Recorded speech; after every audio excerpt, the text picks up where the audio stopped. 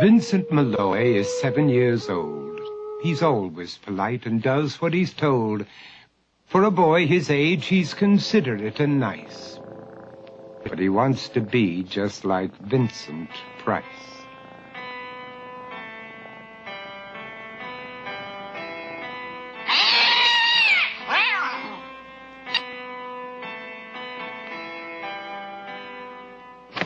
He doesn't mind living with his sister, dog, and cats, though he'd rather share a home with spiders and bats.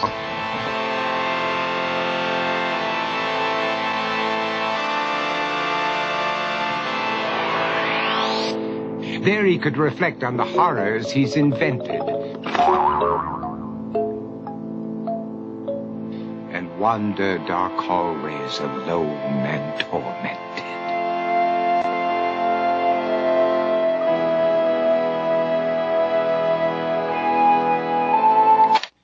Vincent is nice when his aunt comes to see him, but imagines dipping her in wax for his wax museum.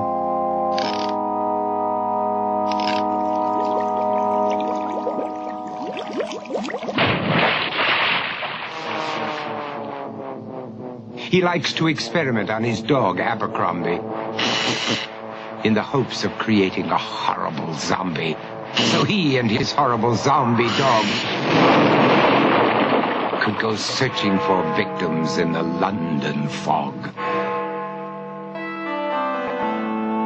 His thoughts, though, aren't only of ghoulish crime. He likes to paint and read to pass some of the time. While other kids read books like Go, Jane, Go, Vincent's favorite author is Edgar Allan Poe.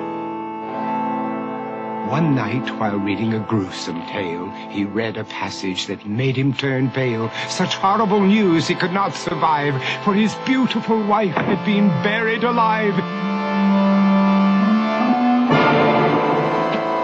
He dug out her grave to make sure she was dead, unaware that her grave was his mother's flower bed.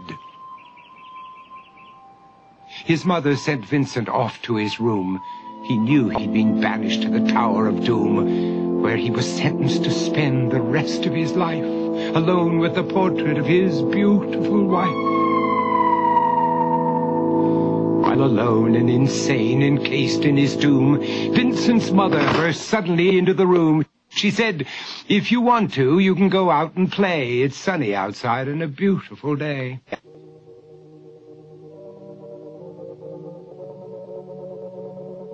Vincent tried to talk, but he just couldn't speak. The years of isolation had made him quite weak. So he took out some paper and scrawled with a pen, "I am possessed by this house and can never leave it again." His mother said, "You're not possessed and you're not almost dead. These games that you play are all in your head.